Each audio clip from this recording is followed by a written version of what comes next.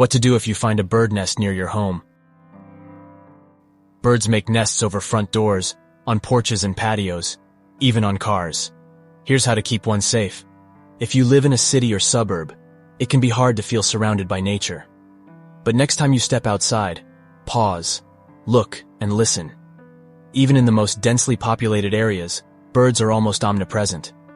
And no matter where you live, that can be a kind of magic, especially during nesting season. Rarely do we get this opportunity to get a front row seat to a wild organism starting its life, says Brian Evans, a migratory bird ecologist and project lead at the Bird Observatory at the Smithsonian National Zoo. All we have to do is start noticing, but having an avian neighbor can raise a host of questions, including how best to monitor a nest, how to keep it safe, and what to do in case of nest abandonment. According to Chad Whitko, a senior coordinator of avian biology at the National Audubon Society, the answer to most questions is usually to leave the nest alone. If you feel you must intervene, call a licensed wildlife rehabilitator in your area. Birds have enough problems as it is, he says. It's good to not let our good intentions do more harm. Here's what else to know. How do I spot a nest? Despite the fact that birds are all around us, there's a reason we don't see nests everywhere. Parents try to build nests in secret. These hidden homes offer the best chance of survival for their eggs and young during nesting season, which, for many species, begins around April. It's a very dangerous time of year for birds, Whitko says. Parents are doing everything they can to protect their young, but there are a few signs that a bird might be nesting nearby. Look out for agitated adults, who may start vocalizing more aggressively if you're standing near their nest. Adult birds making frequent trips to and from a specific location, especially with food in their bills, is also a telltale sign that they're feeding young, Whitko says. If you spot a nest from afar, try to leave it alone. Checking in too frequently or obviously can call the attention of predators. More on this below. Consider instead watching from a distance through a pair of binoculars. What if the nest is in an unsafe spot? Sometimes nests are too easy to spot, like when a bird has made one over your garage or front door, or even in a nook of your car, like between the door and mirror. First, consider ways to avoid the nest. Does your house have another point of entry? Can you park on the street for a while? If there's a nest in your flower pot, it's time to accept that your geraniums may need to go about 4 weeks without watering, roughly the time it takes for eggs to incubate and for young to fledge, according Whitko. Depending on the time of the nesting cycle, mom and dad birds can abandon their nests if they are disturbed by nearby humans. Besides, with just a few exceptions for non-native species, moving a nest is illegal in the United States under the Migratory Bird Treaty Act. If avoiding a nest isn't an option, there's no alternate entrance to your home, or the nest is in your mailbox, for example, call a licensed wildlife rehabilitator. They probably won't move the nest far, just a few feet, which will help keep the adults from abandoning it. How can I protect a nest from predators? The most common nest predators include snakes, rodents, and other birds. But just like nesting birds, many predators are protected, so do not harm them in an effort to protect the babies. Birds such as jays and crows know that watching human activity can lead them to their next meal. That's why, Whitko says, he's been instructed during field research to pretend to search for nests in the wrong places, and to cover his tracks after locating an actual nest. If you have a nest near your home, you should also avoid walking directly to it and inadvertently tipping off nearby predators. Another big challenge for nesting birds, hatchlings and fledglings, pets. Keep cats inside and monitor dogs outside if a known nest is nearby. To avoid attracting predators such as chipmunks, raccoons, and other rodents, bring food and food scraps inside. If you have a nest box, adding a baffle can prevent predators from entering. If you don't have a nest box, read on. Make sure your nest box does not have a perch or a peg right below the entrance. Birds don't use them, but they're a perfect place for predators to hang on as they eat eggs. What else can I do to keep a nest safe? If you know you have a nest, the easiest way you can help is to simply be considerate. Use caution while leaf blowing, for instance, or doing other yard work that could harm nests or dislocate young birds. I've got a robin nest in the front of my house in a shrub that's completely unruly, Evans says. I totally procrastinated too long in cutting my shrub, and it's a bummer. But now I'm going to have to wait until probably July to cut it, because it's really easy to destroy a nest that way. He recommends avoiding pesticides or cutting down on pesticide usage during nesting season too. A healthy bird community really starts with a healthy insect community, Evans says. What if I see a baby bird outside its nest? First, identify whether the bird is a fledgling or a nestling. Nestlings are about the size of their eggs, usually featherless and often pink, and they sometimes have closed eyes. They may resemble little aliens, according to Whitco. Fledglings usually have some feathers and can hop around on their own. It's the difference between a newborn baby that's very helpless and a young toddler that can move around but still needs mom and dad, Whitco says. If you've identified the latter, don't move the fledgling. Its parent is probably nearby, feeding it and watching from a distance as it learns to navigate its world. If the fledgling is injured, its feathers look wet and matted, there's an open wound, or there are flies present, contact a licensed wildlife rehabilitator. But if it's a hatchling, try to locate the nest and gently place the young bird back. It may have been accidentally thrown out by an adult bird or blown out by a strong wind. And don't worry that your scent will ward off the parents. According to Whitco, that's a common misconception. If you can't find the nest, fashion a makeshift one from a discarded box or container. Monitor the bird for about an hour, and call a licensed wildlife rehabilitator if its parent doesn't return. What if the nest is abandoned? Even for experts, it can sometimes be challenging to tell whether a nest is actually abandoned. In the early spring, birds may start building a nest on a warm day, stop during a cold front, then return to building a few days later, according to Robin Bailey, Nestwatch project leader at the Cornell Lab of Ornithology. Then there are songbirds, which don't begin incubating eggs until they've laid them all, leading to a few days where eggs are present but adults aren't. Also a possibility. The adults are away when you check the nest, but they are still attending to their eggs or young. To determine whether a nest is actually abandoned, call a licensed wildlife rehabilitator. Never try to handle the eggs yourself. Take young birds into your home or try to feed them. Different species have different diets, and feeding a bird the wrong one could kill it. How can I encourage birds to nest near me? First, if you or a neighbor has outdoor cats, or if there are strays in your area, do not try to attract birds. Otherwise, consider growing native trees, shrubs, and wildflowers that offer birds food and shelter. The National Audubon Society has a database to help you choose bird-friendly plants for your region. You can also use feeders, but take care to place them less than 3 feet from your house, so birds don't have enough space to gain the dangerous speeds that lead to window strikes. Less yard work might make neighbors mad, but birds benefit from unraked leaves and fallen branches, which can enrich soil and provide foraging spots and nesting materials. How can I discourage nesting in a high-traffic area? Once a nest is built, it's illegal to remove it. But if you catch a bird starting to nest, say, over your front door and it's your house's only entrance, you can remove nest material as soon as you notice it. You can also avoid encouraging nests in unwanted spots by providing better alternatives.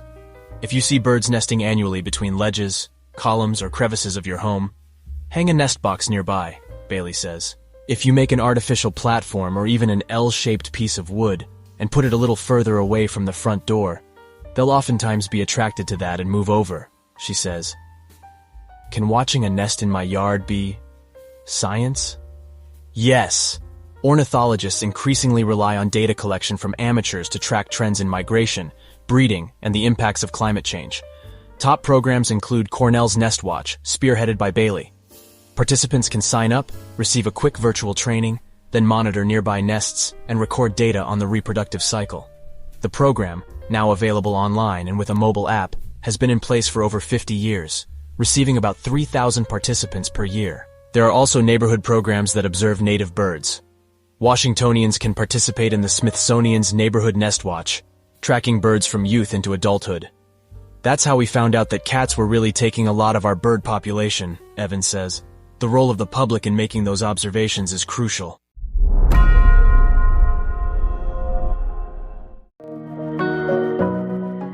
Ireland is one of the EU's big success stories. Once suffering high unemployment and a poor economy, today its capital, Dublin, is home to a lucrative financial and technology sector. With Britain out of the European Union, this English-speaking city could even replace London as the EU's financial capital. When it joined the EU in 1974, Ireland did so as an appendage of the UK economy. But Irish policymakers took full advantage of the opportunities offered by membership. From the mid-1990s to the late 2000s, there was rapid economic growth fueled by foreign investment and low taxation. Dublin turned into a major EU business hub, with strong sentimental and trade ties with the US, where many Irish had emigrated in the 19th and early 20th centuries.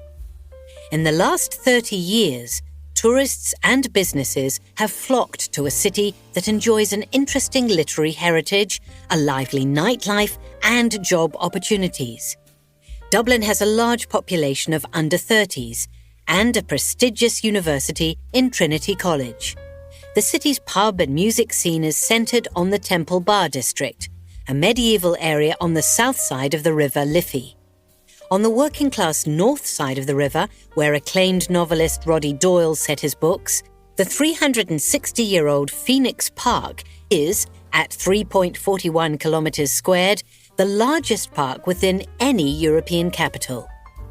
Ireland suffered crisis in 2008 when its property bubble burst. Yet by 2012, Dublin had largely recovered, with renovated docklands becoming the location for what is now known as Silicon Docks, where a concentration of high-tech companies such as Google, Facebook, Twitter, and many startups have set up their European headquarters. Despite the pandemic, the economy is forecast to grow this year because multinational pharmaceutical and tech companies are booming. However, Dublin has problems that have accompanied its success. A housing crisis has widened the gap between rich and poor. And while Irish entrepreneurship is encouraged, foreign-owned companies account for 93% of Ireland's exports. What's more, high property prices in Dublin mean that big firms are considering moving out into other parts of Ireland. Most significant for its future prominence in the EU, however, is that the Irish economy is still integrated with that of the UK. This means it is closely linked to the negative consequences of Brexit. Currently, around 80% of the goods Ireland exports go through the UK. Ireland also sources half its food and fuel imports from its neighbour. Now, Irish businesses face increased costs, delays at ports, and customs paperwork. There is also a contentious border between Ireland and Northern Ireland, which is part of the UK. Although Ireland is politically stable now, its future is uncertain.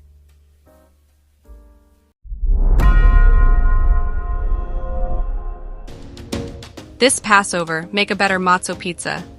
When I was a kid, the prospect of a week without bread at Passover was a daunting one. What would my mom make me that I would eat? Matzo pizza was often the answer. Matzo is an unleavened bread, essentially a cracker, that is eaten during the Jewish holiday to commemorate the Jews' exodus from ancient Egypt when they hurriedly left without waiting for their bread to rise. So the holiday prohibits the consumption of bread made with yeast, as well as many other baked goods. You can still have flour in the form of matzo and related products, as long as they are certified kosher for Passover, which is different from everyday kosher guidelines. Get the recipe, matzo pizza. To satisfy cravings for foods we can't have during the holiday, chametz is the technical term, we often try to recreate them, with varying degrees of success. Matzo pizza is a relatively safe bet. Plenty of people appreciate this stand-in for what it is, rather than an also-ran. Like matzo brittle, an irresistible confection of matzo with layers of butterscotch and chocolate, the Passover-friendly pizza brings back memories of family traditions and comfort food, even if it's not something our ancestors would recognize. At its core, matzo pizza is simple: matzo, tomato sauce, and cheese. Anyone who's had a soggy slab, though, will acknowledge there's room for improvement. So I set about building a better matzo pizza with a few small upgrades, while not destroying its quick and easy spirit. Here are my top tips for how to make matzo pizza, grouped by component. The matzo. The go-to matzo is the 7-inch square. Cookbook author Leah Koenig recommends shmura matzo, a round option she says holds up a little better and boasts some of the same charred flavor as Neapolitan pizza. For something more grocery store accessible, consider salted matzo, says chef owner Michael Friedman of Washington Pizzeria All Purpose. That makes a huge difference. Prompted by my son's love of a certain delivery pizza, I decided to try some dried herbs to jazz up plain Jane matzo. I happened to recently be testing Jessie Sheehan's soda bread focaccia, and inspiration struck. I tweaked her herb mixture, swapping oregano for thyme, and applied a coating of olive oil to the matzo before generously sprinkling it with a blend that also featured garlic and onion powders and crushed red pepper flakes. Bingo! Was there another way to coax more flavor out of the matzo and provide insurance against disintegration? Everyone I talked to agreed on the need for an extra application of heat beyond that of a moderate oven, though in slightly different iterations. Among the suggestions, using a skillet to shallow fry the matzo before baking or browning it after baking, and just using a very hot oven. For minimal fuss, I chose the last option, baking the matzo pizza for 4 to 5 minutes on a sheet pan preheated in a 450-degree oven.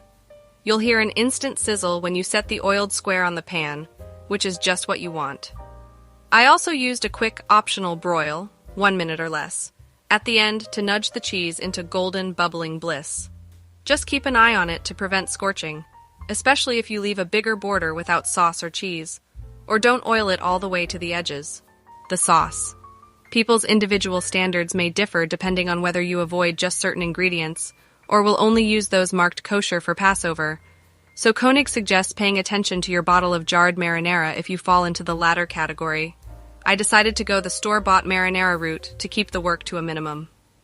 As we witnessed in our jarred sauce taste test, the consistency of brands can vary widely, and even the good ones tend to be too watery for matzo's structural integrity. Friedman recommends cooking down jarred marinara so it thickens and spreads more than pools, which is just what I did. A few minutes in a skillet while the oven preheated did the trick. Use a light hand to avoid a soggy mess. Friedman suggested 1/4 cup was perfect for a standard matzo. For extra insurance, Alex Levin, Director of Strategic Business Initiatives and Pastry Programs at Schlo Restaurant Group, flips the script, applying the cheese before the sauce, a la Detroit pizza. I went with the more traditional sauce, then cheese, but feel free to shake things up. The cheese. Again, moisture is the enemy. Low-moisture, shrink-wrapped mozzarella, often sold in bricks, works well. If using fresh mozzarella, thinly slice it and pat it dry, Levin suggests. I found my sweet spot of mozzarella at 1.5 to 2 ounces of cheese per pizza.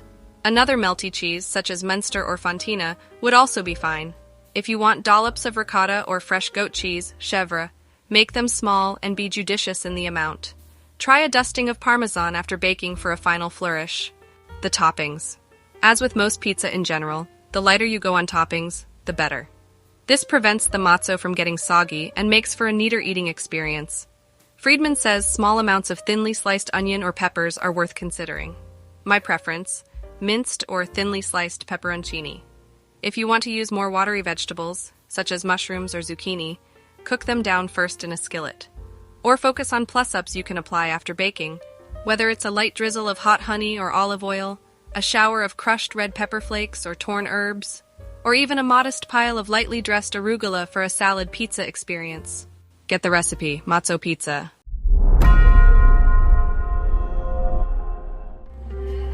Sharpen your skills with this next listening session. Listen closely and snag every new word that floats by. Let's master your vocabulary. Unsheathe your inner voice and practice pronouncing each word. Craft a short sentence to acquire its meaning and lock it in your memory. Let's unleash your vocabulary potential. Cyber attacks. Spooks in the machine. Western countries accuse China of a big cyber espionage campaign. When calling out China, Western governments sometimes like to stand together. On March 25th and 26th, America, Britain and New Zealand did so in a coordinated blast against Chinese cyber espionage. American federal prosecutors accused China's cyberspooks of waging a campaign for years against a wide range of targets in the West, including critics of the Chinese Communist Party. Britain's Deputy Prime Minister, Oliver Dowden, said China showed ongoing patterns of hostile activity targeting our collective democracies. New Zealand blamed state-linked hackers in China for a cyber attack on the country's parliament. Both America and Britain placed sanctions on an alleged front company for one group of Chinese hackers, which they called APT-31. They also imposed sanctions on 2 of the group's alleged members. while America laid criminal charges against them and 5 other men. These actions are unlikely to have much impact on China's efforts. The letters APT stand for Advanced Persistent Threat. This is technical jargon for an attack that involves lurking undetected in a target's network. The words also happen to convey the West's gloomy view of China's cyber onslaught. Spotting a cyber intrusion, let alone identifying those responsible, can take time. The incidents revealed by the 3 Western countries mostly occurred 2 or 3 years ago. Mr. Dowden told Parliament that Chinese state-affiliated actors had penetrated the Electoral Commission's email and file-sharing systems in 2021. The breach was first publicly declared in August 2023, when officials revealed that suspicious activity had not been identified until October 2022, more than a year after the hackers had broken in. The perpetrators would have had access to the addresses of Britain's voters. Mr. Dowden did not specify the group involved in that attack, but he said APT-31 was almost certain to have been behind reconnaissance activity aimed at MPs' email accounts in 2021. Most of those targeted were prominent critics of China. The indictment filed in a New York court against the alleged 7 members of APT-31 offered rich detail of this team's activities. The 27-page document said the group operated under the Hubei provincial branch of China's Ministry of State Security, or MSS, the country's main civilian spy agency. Its front company, Wuhan Xiaoreijia Science and Technology, was set up around 2010. Since then, it has allegedly targeted thousands of politicians in America and elsewhere, as well as academics, journalists, and pro-democracy activists. According to the document, it has also taken aim at people and companies in American industries deemed of national importance, including those relating to defence, IT, and telecommunications. The British played down the impact of the Chinese hacking it had detected. No elections had been affected, and the targeting of MPs' emails had been blocked by Parliament's cybersecurity measures. New Zealand said another MSS-linked group, known as APT-40, had been involved in the cyber attack on its parliament in 2021, but this had not caused the leak of sensitive information. The American indictment, however, said APT-31's activities had resulted in the confirmed and potential compromise of work and personal email accounts, cloud storage accounts, and telephone call records belonging to millions of Americans, including at least some information that could be released in support of malign influence targeting democratic processes and institutions. Mark Kelly of Recorded Future, a cybersecurity firm, says his company is aware of about 50 hacking groups in China, including private firms working for the MSS or People's Liberation Army. There are undoubtedly many more. Mr. Kelly describes China's cyber espionage efforts as orders of magnitude greater in scale than those mounted by Russia or North Korea. As the indictment shows, they are surprisingly devolved. Some of them specialise in spying on different parts of the world, says Nigel Inkster, a former deputy head of Britain's spy agency MI6. They have considerable leeway to do as they wish, he says. I'm not even sure that there is any kind of formal political clearance mechanism. Much of their work is subcontracted to private firms.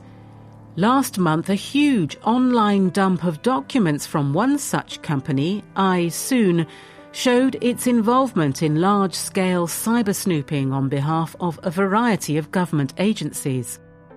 The West's anxieties, not least about the hackers' theft of corporate data, are becoming increasingly manifest. In January, the head of the FBI, Christopher Wray, said that China's state-sponsored hackers outnumbered his agency's cyber personnel by at least 50 to 1. He added that China's hackers are laying the groundwork for a possible Chinese strike, positioning on American infrastructure in preparation to wreak havoc and cause real-world harm to American citizens and communities. Chinese diplomats have dismissed such accusations.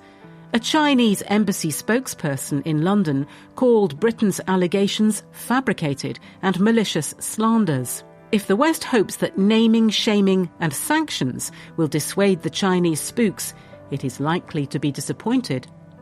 As Mr. Inkster puts it, I don't think Beijing is particularly concerned about the political ramifications of getting caught with their fingers in the till anymore.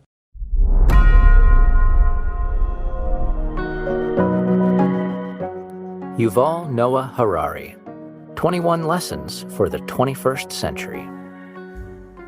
In an era of relentless change and uncertain futures, governments and individuals alike are grappling with technological, political, and social issues unique to the 21st century. How should we respond to modern-day phenomena such as frighteningly intelligent computers, globalization, and the fake news epidemic? And what about the threat of terrorism? Should we take action or take a deep breath and relax? In these blinks, you'll discover the answer to all these questions and more.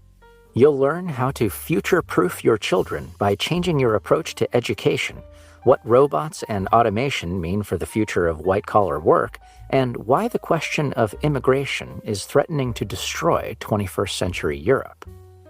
Author Yuval Noah Harari has formulated some important lessons to help us deal with these fascinating times.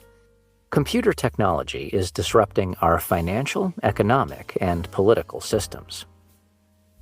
Throughout the 20th century, 3 distinct political ideologies vied for world supremacy: communism, fascism, and liberalism. Fast forward to the late 20th century, and liberalism, which celebrates democracy, free enterprise, and individual freedoms, was the clear winner. But how will the West's liberal democratic system cope in the 21st century? Disturbingly, its vital signs aren't good, and the revolution in information technology is to blame. From the 1990s onward, computer technology has arguably transformed our world more than any other force. But despite its massive impact, most politicians seem hardly able to comprehend this new innovation and are even less capable of controlling it. Just consider the world of finance. Computers have already made our financial system fiendishly complicated, so much so that very few humans are now able to understand how it works. As the 21st century continues and artificial intelligence advances, we may reach a stage where no human will be able to make any sense of financial data. The implications of this scenario for our political process are disturbing.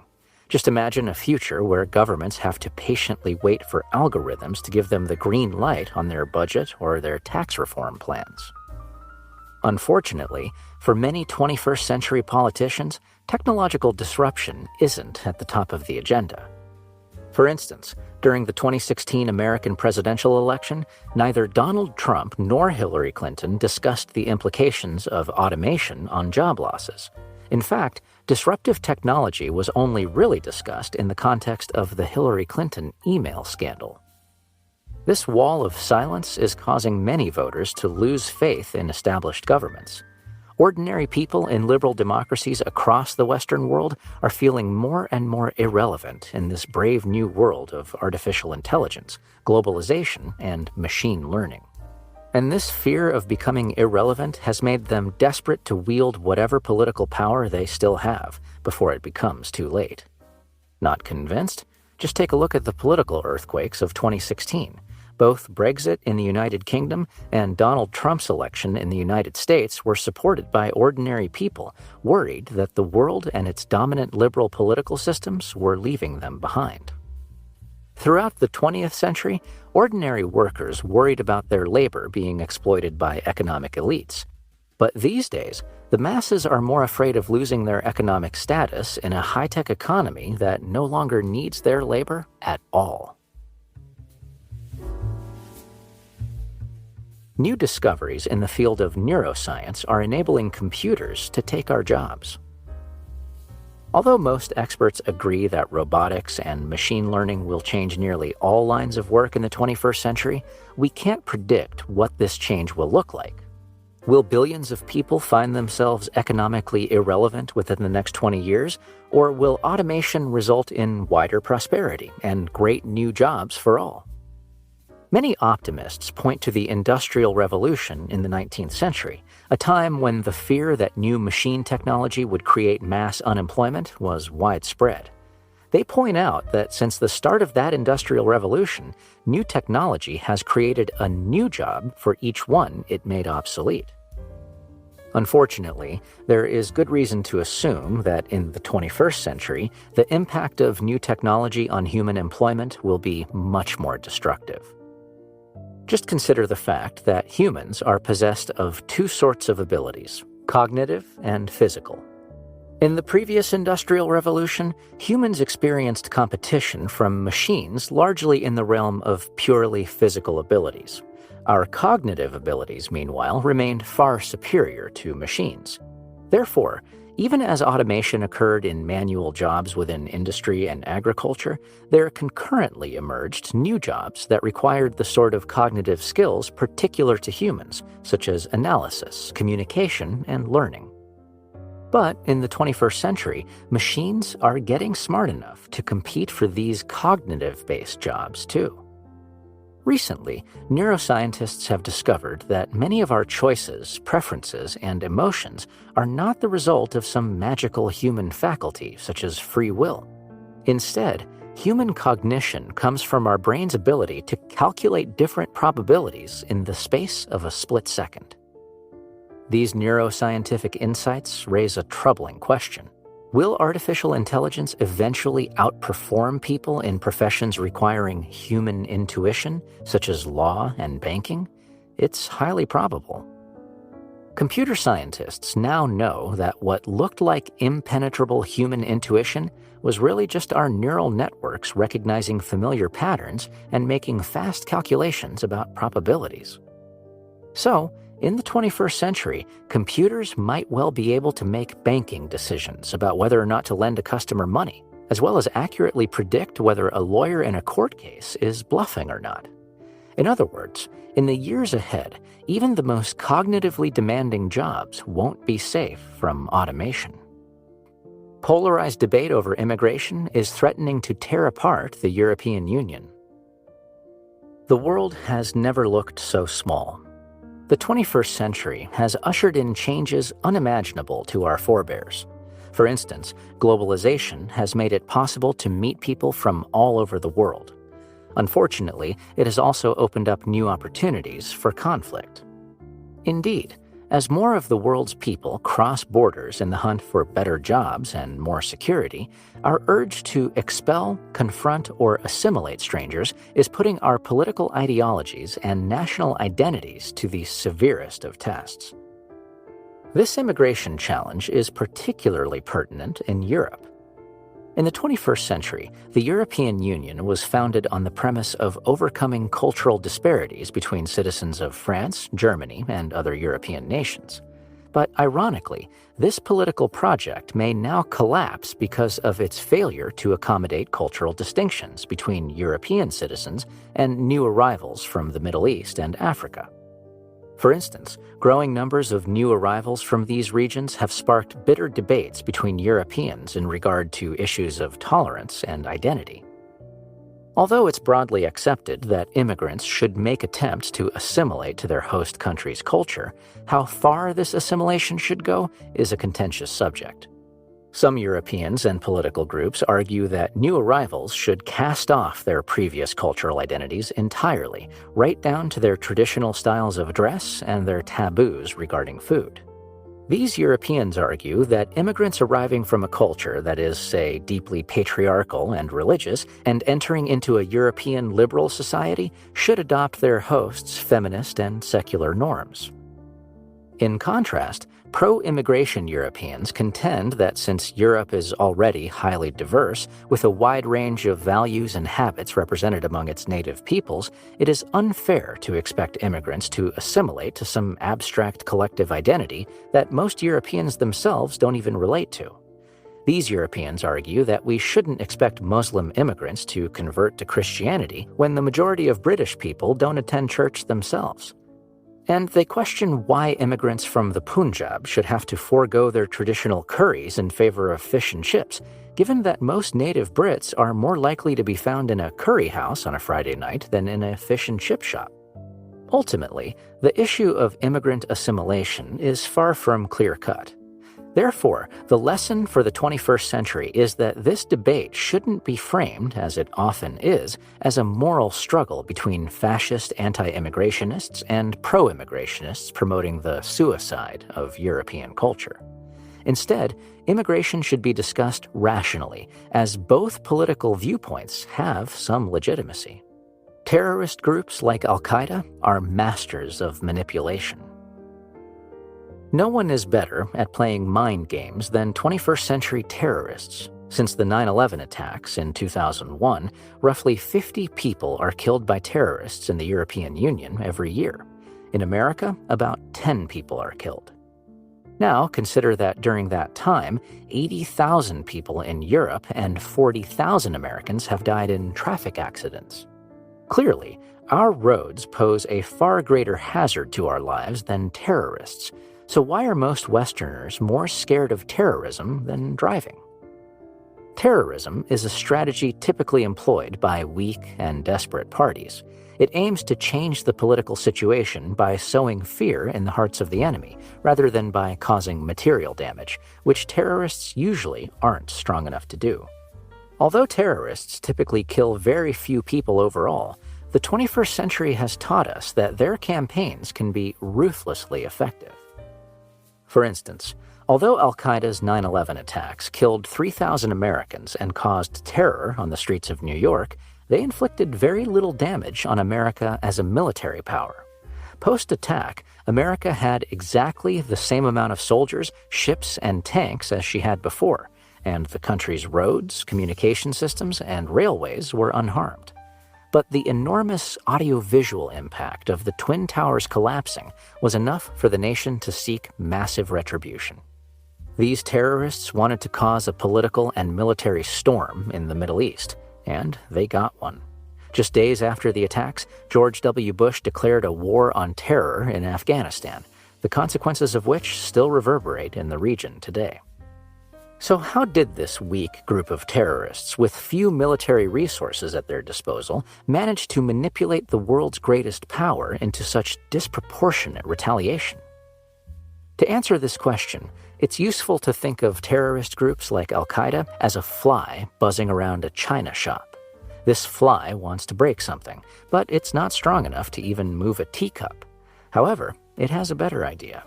Standing in this china shop is a massive bull. And if the fly can buzz in his ear and annoy him, the bull, in his attempts to kill the fly, might eventually break everything himself.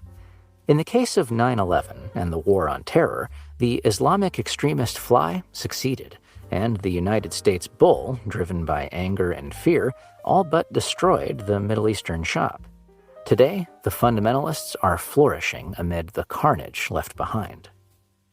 The lesson for the 21st century? Terrorists win when mighty governments overreact. 21st century humans are far more ignorant than we realize. For centuries, liberal societies have placed a huge amount of trust in the ability of individuals to think and act rationally. In fact, our modern societies are founded on the belief that each human adult is a rational, independent agent. For instance, democracy is based on the notion that voters will know what is best. Our system of free market capitalism is premised on the idea that customers are never wrong, and our liberal system of education instructs pupils to engage in independent thinking. But in the 21st century, placing so much faith in our ability to act rationally is a grave mistake. Why? Because modern humans, as individuals, know appallingly little about how the world actually works. People in the Stone Age knew how to hunt, turn animal skins into clothes, and get a fire going. Modern man is far less self-sufficient. The problem is that even though we require experts to fulfill almost all our needs, we falsely think that on an individual level, we know much more than our Stone Age ancestors. For instance, in one experiment, participants were asked whether they understood how zippers work. Although most participants confidently replied that they did, when they were asked to elaborate on this knowledge, most were revealed to be clueless about how this everyday mechanism actually works. The lesson for the 21st century? Modern man often falls prey to what scientists have deemed the knowledge illusion. That is, individuals tend to believe they understand a lot simply because they treat the knowledge that other people possess, for instance, how a zipper functions, as though they possessed it too. The consequences of the knowledge illusion are that individuals, such as voters or government officials, fail to understand just how complex the world really is and how ignorant they are of that complexity. Thus, we see individuals who know almost nothing about the field of meteorology proposing climate change policies, or politicians forcefully espousing solutions to conflicts in Ukraine or Iraq, even though they couldn't find these countries on a map. So, next time someone gives you their opinion, dig a little deeper to find out how much they really know about the subject in question. You might be surprised. Blink number 6. 21st century schools need to give students less information and more critical thinking abilities. A child born in the year of this writing will be in his or her 30s in 2050 and will hopefully still be alive in 2100. But what sort of education would help this child prosper well into the next century? For children of the 21st century to flourish and become capable adults, we need to radically rethink our schooling system. In other words, the schools that got us here won't get us there. Currently, schools tend to place too much emphasis on cramming their students with information. This approach made a lot of sense in the 19th century because information tended to be scarce. This was a time without daily newspapers, without radio and public libraries and television. Additionally, even the information that did exist was regularly subject to censorship. In many countries, there was little reading material in circulation apart from religious texts and novels. Consequently, when the modern schooling system was introduced, with its focus on imparting the essential facts of history, geography, and biology, it represented a huge improvement for most ordinary people. But living conditions are very different in the 21st century, and our educational systems are now hopelessly antiquated. In today's world, we are flooded with almost too much information, and our governments, or most of them, no longer attempt to censor it. People all over the world have smartphones and could spend all day, every day, perusing Wikipedia, catching up on TED Talks, and studying for online courses if they had the time and desire to do so. Nowadays, the problem for modern man is not scarcity of information, but all the misinformation that now exists. Just consider all the fake news that many of us wade through each time we browse our social media feeds. In response to this information overload, schools should stop shoving even more data down children's throats. Instead, 21st century children need to be taught how to make sense of the vast amounts of information that bombards them on a daily basis. They need to learn how to distinguish between important information and irrelevant or downright fake news. In the 21st century, information will always be at our fingertips. The truth, however, will be harder to find.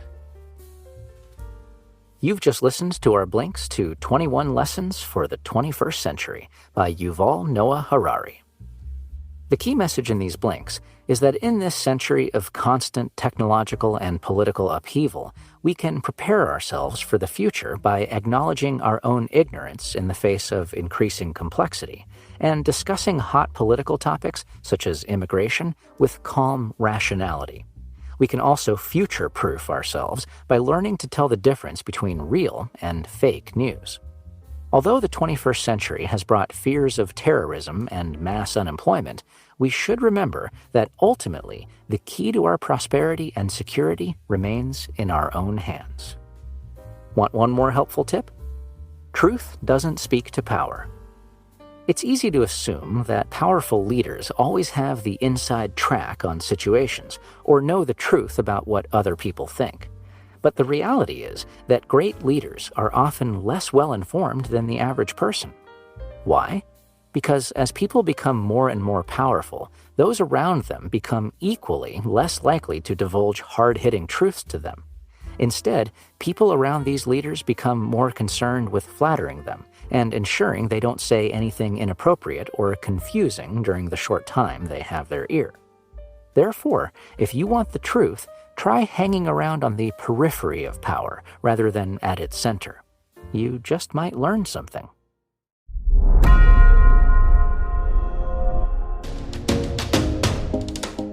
Listen carefully to next session. Get ready for a vocabulary boost. Listen attentively and capture every new word you hear. Practice pronouncing each word and craft a short sentence to lock its meaning in your mind. Let's unlock your vocabulary potential. Good evening. Those of you who've been following our series, History in Stone, will have already learnt about some of Europe's most notable monuments. Today it's England's turn, and where better to start than in the capital, London.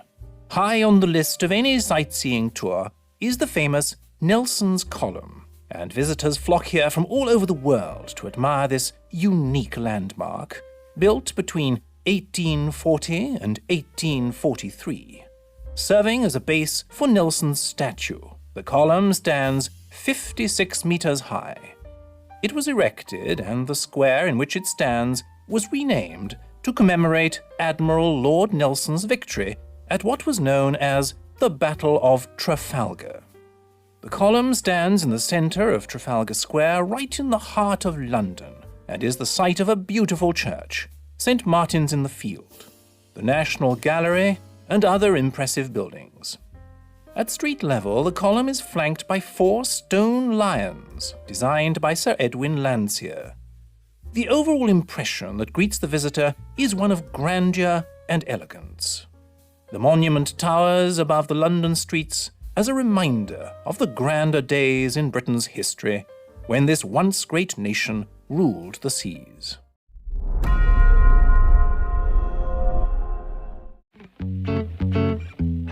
So you're leaving London for good, are you? Yes, you see, my grandmother died recently and she's left me their cottage and, well, I just couldn't stand to sell it, so I've decided to go live there. Really? Where is it? It's in a small fishing village on the coast of Cornwall. It's a gorgeous area. All rocky coastline, quite wild and unspoilt. And the village itself is still pretty much the way I remember it from when I was a child. Oh, sounds ideal. What's the cottage like? It's really lovely. It's very old, about 400 years old, I think, and it's built of stone. It looks right out over the harbour, and it's got this fantastic fireplace that's almost like a room in itself. Of course, it's small, just 2 rooms and a kitchen, but it's fine for me. But why is the place so important to you? You see, I spent at least 3 months of every year there when I was a child, so it's full of memories. I was always happy there. I felt safe and loved. And even when I visited after my grandmother's death, I had the same feeling. It's just a happy place, I suppose. But won't you find it inconvenient living so far away? Maybe a bit, but it'll be worth it just to be so close to the sea and nature. Cornwall is a beautiful place, you know, and I want that to be part of my life. I'm sick of looking at nothing but buildings all the time. Well, I just hope you'll invite me for a visit. I could do with a bit of fresh air myself.